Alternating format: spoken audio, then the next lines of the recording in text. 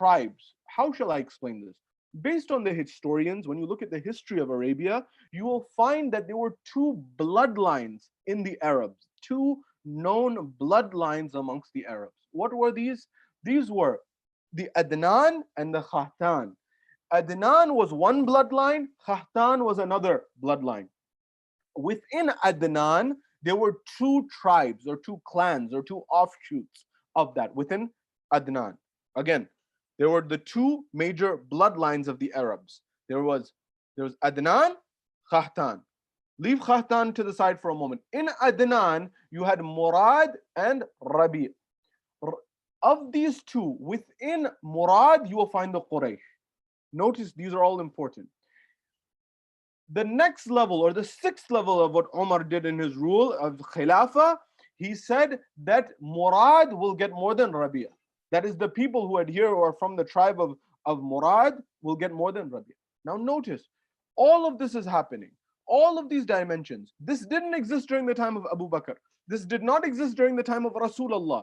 This was implemented as an innovation, as a bid'ah, as a change to the principle and the practice of Rasulullah under the second Caliph of Islam, named as Umar ibn al-Khattab. Now the question that I leave for the Muslim community is, I, as a follower of Ahlul Bayt, should I adhere to this? Must I adhere to this? From our perspective and our vantage point, it's very clear. Ali ibn Abi Talib eradicated this when he became the ruler. He said this is not part of Islam. Because why? This, what Umar did, brought back pre-Islamic or the Jahiliyyah era, the age of ignorance practices back into Islam, which he accepted himself, which we'll come to in a moment. And so what happened? The person who, imagine if these policies are implemented, what happens? Ayatollah Shamsuddin highlights this, Sayyid Hakim highlights this. What happens if this hierarchy emerges? What do you think happens in the psyche of the people? The person who's the forerunner thinks, I'm better than everyone else. I'm privileged.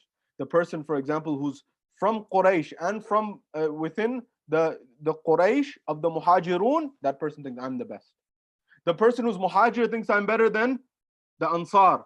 The person who's an Arab thinks, I'm better than the non-Arab. The person who, for example, is a nobleman thinks he's better. The person who's Banu Murad thinks he's better than Rabi'. Again, also Aus and Khazraj, there was a battle between these two. Look at the levels of hierarchy of tribalism that emerged in the aftermath of the Holy Prophet under the reign of the second Caliph.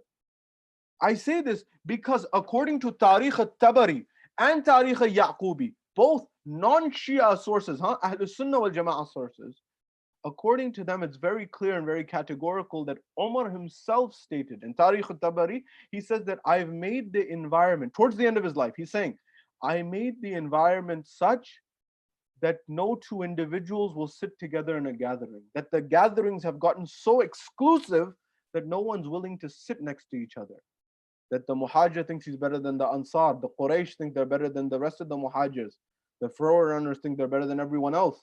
The Arabs think they're better than everyone else. Now I've made it such that two people will not sit together in a gathering because the Muhajirun of Quraysh, the Quraysh want to sit together, the Muhajir want to sit together, the Ansar want to sit together, the forerunners want to sit together at the beginning. The people who, for example, are Arabs, they want to sit together. The non-Arabs want to sit together. The Murad, Banu Murad want to sit together. Rabi', Banu Rabi' wants to sit together. Aus want to sit together. Al-Khazraj. No one wants to sit together. It's become all exclusive gatherings. Furthermore, in Tarikh Yaqubi, Umar states that I wanted to, I wish to, Umar's words, not mine. He says, I wanted to unite the people by seeking their pleasure. I wanted to give people what they wanted. I sought the pleasure of the people by seeking the pleasure of certain individuals. And he said, I've erred, I've made a mistake. I must go back to the era and the time of Rasulullah, and I will certainly do this. But what happened? He was killed before he could implement it. Imagine. Now, certainly, you've given people this luxury. You've introduced this system of class system, of hierarchy. Why would people want otherwise? Why would people want otherwise? You can see that this dynamic is what happened, and he was killed. He was at that moment. When he was killed, at that point in time, Uthman takes power, and Uthman kept things as is. I imagine he's probably thinking that I don't want to be a victim the same way Umar was. I will stay and keep things as the status quo because people like how it is. And nonetheless, this is what happened in the history of Islam. This hierarchy system emerged. Omar recognized it towards the end of his life, and he said it must be eradicated, must be demolished. And it wasn't during the time of Uthman. And what happened? Those people who had superiority or who had preference in society, well, their status went up. And so, as they say, the rich got richer, the poor got poorer, or the prestigious got more prestigious, the less prestigious got less prestigious, and it led to more societal divide. It wasn't until the time of Imam Ali ibn Abi Talib, Imam Amir al-Mu'mineen, that things went back to normal. That where he said, at least in this respect, he said, no one gets more. Arab gets the same as non-Arab. Someone who was a slave gets the same as his master. All of these things were looked into. This is what Ali ibn Abi Talib sought to establish. How did Ali ibn Abi Talib himself rule? How did Imam Amir al-Mu'mineen himself govern? I say this to the Muslim world. Understand why we love Ali ibn Abi Talib. Understand why we hold him in our hearts so dearly and we follow his principle, the same way we follow the principle of Rasulullah. Because Ali ibn Abi Talib said at the get-go, at the beginning, where he's beginning his rule, he says, I intend to follow the book of Allah, the Quran, and I tend to follow the sunnah of the Holy Prophet. That's it. That's all I need. I'm not going to follow the sunnah of the first three khulafa. Why? Because if it was different, because the first two should cover everything I need. If they're following, the first three khulafa were following something that the Rasulullah or the Quran said, then very well, I'll follow that by default. I don't need to separately state it. But that means that if they're following something that's not part of the Sunnah or the Quran al-Majid al-Furqan al-Hamid, then why am I to follow it? On what basis? It's an innovation. It's bid'ah, as they call it. I don't need this. The Muslim world doesn't need it. Nonetheless, but how did Ali ibn Abi Talib himself act in society at the second level? In the days, what were Ali ibn Abi Talib's days like? The day of Ali ibn Abi Talib as a ruler was sought in justice, establishing justice in every way. And this is a lesson and a lecture to all of those leaders in our communities, in the households, parents, for example, at the community level, community management, leadership, at the national level, at the state level, at every level. Ali ibn Abi Talib is saying, do what? He would spend the day and actually go into the market. Go in the market for what? To go shopping? No. Ali ibn Abi Talib would go into the market at some point in the day in order to make sure that everything is going smoothly and going well in his dominion, where he's ruling over, to make sure that justice is being established. So injustice is not prevalent, to make sure that everyone has their right adhered to. We're told there's a moment in time where Ali ibn Abi Talib is in the market. When Imam Ali alayhi salam is in the market, we're told that he sees a little girl, a young girl, who is crying. This young girl who's crying, Ali ibn Abi Talib, of course, he is someone who will always look after the people. He's like a father to the community. He comes forward and he says, young lady, why is it that you cry? Why are you crying like this? What's wrong? What happened? Is everything okay? She says that I'm a slave girl, I'm a servant girl, and I was given a dirham by my master to go to the bazaar, in this date market, in this fruit market, and get dates. I said, okay. Then what happened? She said, then I went to this store, this merchant, this trader. I went to him and I asked him for some dates. And then I gave him the money. When I gave him the money, I took the dates and I went back to the master and I presented the dates, the fruit, in front of the master.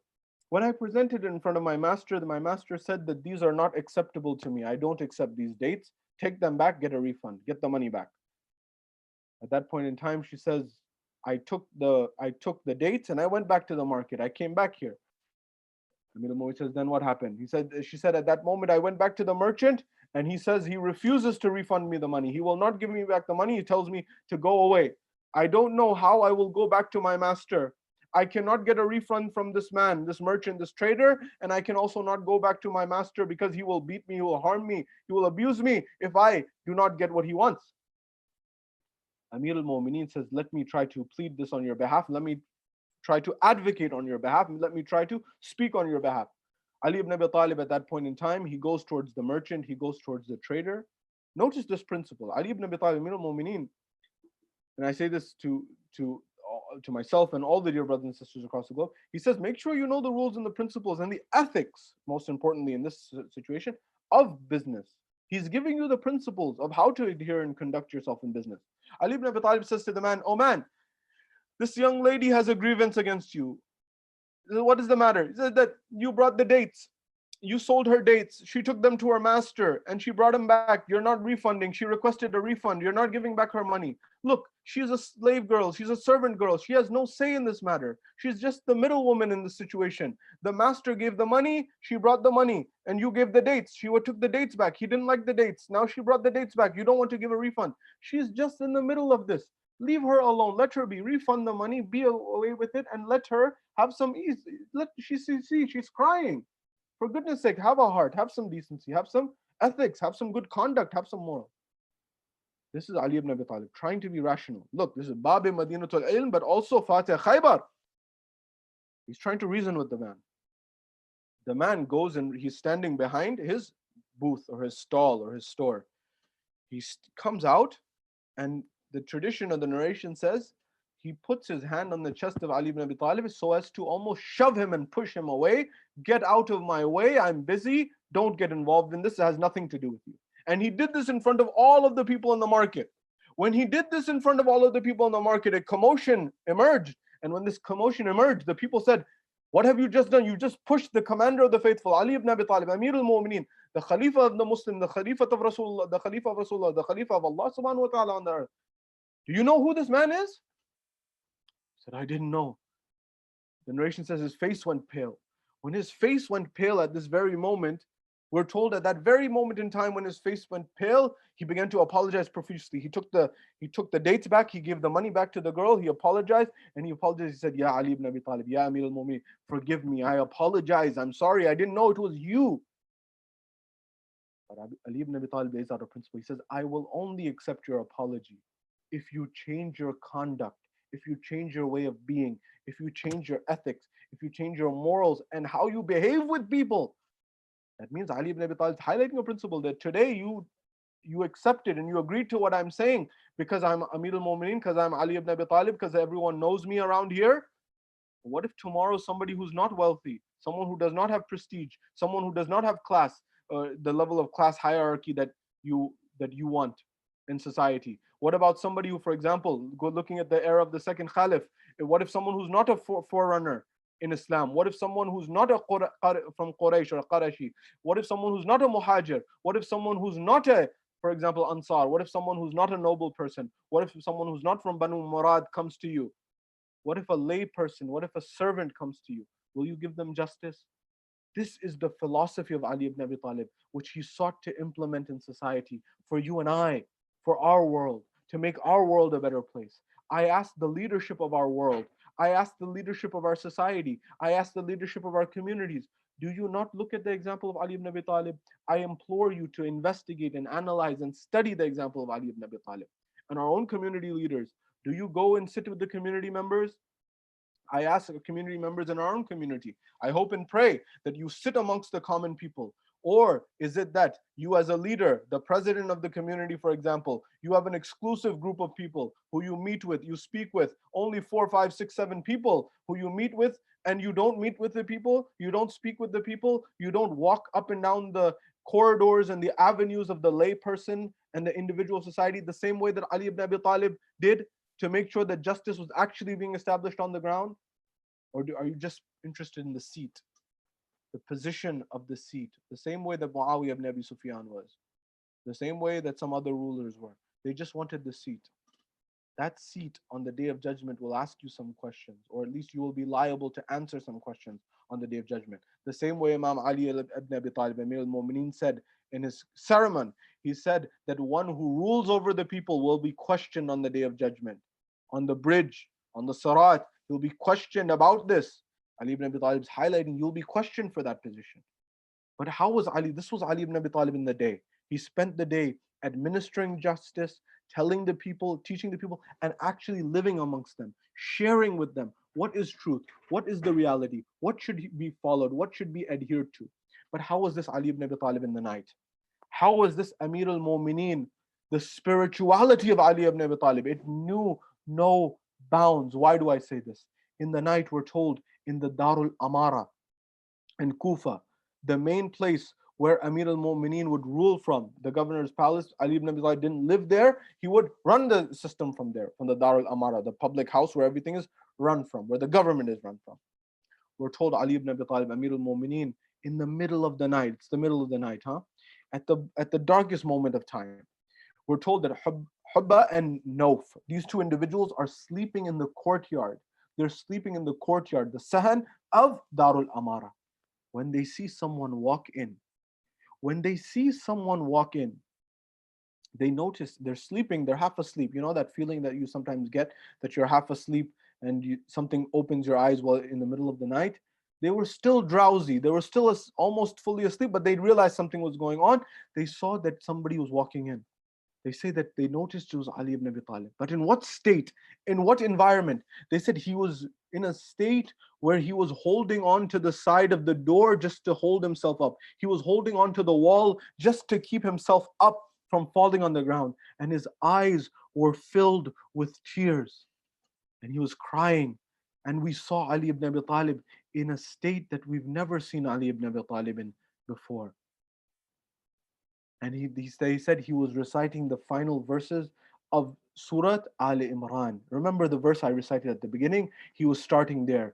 That he said, verily, in the rotations of the heavens and the earth, there is a sign for those who believe. There is a sign for those who believe and reflect on all of these things. And Ali ibn Abi Talib continues to recite those verses one after the other. And those verses filled with ma'arifah, filled with the love of Allah subhanahu wa ta'ala. And he was in a state where he was completely drenched in the love of Allah subhanahu wa ta'ala. These two people, Hubba and Nauf, they begin to look at each other. Ali ibn Abi Talib approaches closer. He says to one of them, Hubba, are you awake? He said, yes, Ya Amir al-Mu'mineen. Nauf, are you awake? He said, Ya Amir al-Mu'mineen, yes. Are you okay? In what state? They said, Ya Ali, Ya Amir al-Mu'mineen, Ya Abu al-Hasan, you in this state, how will we be okay? If you are in this state and you are in this state of spirituality, you are in this state of reciting these verses of the Quran al-Majid, you are in this state of spirituality where you have complete reminder and your heart and on your mind is only Allah subhanahu wa ta'ala. How should we be? We're afraid. We're afraid, we're worried, we're concerned about what will happen to us on Yawm al-Qiyamah, what will happen to us on the Day of Judgment, what will happen to us in the hereafter. If you are in this state and we who should be in your state are not in this state. He begins to say that Allah subhanahu wa ta'ala, Amir al-Mu'mineen begins to say, no, O two, he says, Hubba, no, Nauf, no, that those signs that Allah subhanahu wa ta'ala has spoken about, reflect on them, think about them, contemplate over them. There are signs in these signs of Allah subhanahu wa ta'ala, the rotations of the heavens and the earth. Allah subhanahu wa ta'ala, this is Ali ibn Abi Talib, who in his nights, he is completely engrossed with the love of Allah subhanahu wa ta'ala, the ma'rifah of Allah subhanahu wa ta'ala. He says, he continues based on this, he says, one who fills their heart with forgiveness first, one who befriends Allah subhanahu wa ta'ala, one who becomes a friend of Allah subhanahu wa ta'ala and fills his heart with the love of Allah subhanahu wa ta'ala. That is the person who's on the right path. That person who loves for the sake of Allah subhanahu wa ta'ala and gets angry only for the sake of Allah subhanahu wa ta'ala. For any other love is a vain love, and any other anger is a vain anger. That everything that I do in my life for the sake of Allah subhanahu wa ta'ala. My dear brothers and sisters, Amir al-Mu'mineen, Abu al-Hasan, Ali ibn Abi Talib, Abu Turab, Amir al-Mu'mineen is giving you and I the formula, the absolute formula for spirituality in our lives. This leader of the Muslim world is saying, if you want spirituality, what do you do in the night? Fill your heart and fill your mind and fill your being by doing what? By befriending, becoming a friend of Allah. What is the sign and the symbol of being a friend of Allah? The sign and the symbol of being a friend of Allah is that I love for the sake of Allah and I become angry for the sake of Allah. I work for the sake of Allah. I read for the sake of Allah. I learn for the sake of Allah. I speak for the sake of Allah. I remain silent for the sake of Allah. I get angry for the sake of Allah. I walk for the sake of Allah. I talk for the sake of Allah. I adhere to something for the sake of Allah subhanahu wa ta'ala. I refrain from something for the sake of Allah subhanahu wa ta'ala. Every single thing I do in my life, I do for the sake of my Creator, otherwise I do not do it. The kernel, the summation, the conclusion of all of spirituality is summed up in these two lines of Ali ibn Abi Talib, Amir al-Mu'mineen, which he's telling his two companions in the Darul Amara courtyard in Kufa, in the middle of the night, crying, weeping like a child. He's saying this is how you should be. He's not doing it for his own sake. He's doing it for you and I to help us understand. If I, Ali ibn Abi Talib, is in this state, what state are you in? I say this because we're in the last few nights of Shahr Ramadan. We're in the last few nights of the holy blessed month where we are Allah subhanahu wa ta'ala's guests, and his doors of mercy, his gateways of mercy are open. This is perhaps the best time to cultivate, to revive, to infuse your heart and mind and body with the remembrance of Allah subhanahu wa ta'ala. Ask yourself, and I ask myself, do I do everything for the sake of Allah subhanahu wa ta'ala? Do I seek wealth for the sake of Allah subhanahu wa ta'ala? And you may ask, how can one seek wealth? One can seek wealth for the sake of Allah subhanahu wa ta'ala by earning income for their family, a halal risk and sustenance to support their family. It's considered one of the highest stations of ibadah. Or somebody can gain wealth, for example, in order to help eradicate poverty, in order to help feed someone, in order to help clothe someone, in order to help someone in some capacity, in some respect. Or someone can, for example, work in the day for the sake of Allah, or someone can stay awake in the night for the sake of Allah, or someone can sleep for the sake of Allah. Ali ibn Abi Talib showed this at every moment in his life. Whether he's awake, he's for the sake of Allah. Whether he's on the battlefield, he's for the sake of Allah. Whether he's awake in the day going in the market and making sure a girl has her right, that she is not being infringed and she gets justice for a refund, or whether Ali ibn Abi Talib's in Badr or Uhud or Khandaq or Khaybar on the battlefield, it's for Allah subhanahu wa ta'ala. Whether he's awake or whether he's asleep on the night of Hijrah. وَمِنَ النَّاسِ مَنْ يَشْرِي نَفْسَهُ ابْتِغَاءَ مَرْضَاتِ اللَّهِ. Amongst men are those who sell their soul to their Lord, their Creator, out of their love for Allah subhanahu wa ta'ala. These people, Ali ibn Abi Talib's awakeness, his sleep, his stand, his quietness, his forgiveness, his anger, his ghadab, every trait was for Allah subhanahu wa ta'ala. This, my dear brothers and sisters, is the kernel of the kernel of the kernel, and the root and the center and the axis of spirituality that Ali ibn Abi Talib is telling his companions. Do you and I, do we incorporate in our lives this level of understanding, this level of ma'rifah, this level of consciousness and God consciousness? Those people who ruled before Ali ibn Abi Talib and some after Ali ibn Abi Talib, those individuals, if you look at the pages of history, you will find, did they ask themselves this question? Perhaps they should have. The same way Umar said during the second Khalifa said during his rule, at the end of his life, he said, I sought the people's pleasure for the sake of the people themselves. Ali ibn Abi Talib says, I seek the pleasure of the people for Allah's sake. No, I seek Allah's pleasure. And by that means, every pleasure I seek ultimately goes back to Allah. It does not go back to the people. If Ali ibn Abi Talib forgives someone, if he gets angry at someone, it's not personal. It's all for Allah subhanahu wa ta'ala. And this is the principle that you and I must adopt in our lives, to live and to learn from the life of the commander of the faithful, because that is where we get true Islamic philosophy, true Islamic ethics, and true Islamic spirituality. I ask Allah subhanahu wa ta'ala, and we ask Allah subhanahu wa ta'ala to allow us to get a glimpse and a fraction of the ma'rifah of Ali ibn Abi Talib, to see of Allah subhanahu wa ta'ala, God Almighty, from a fraction of the glance of Ali ibn Abi Talib.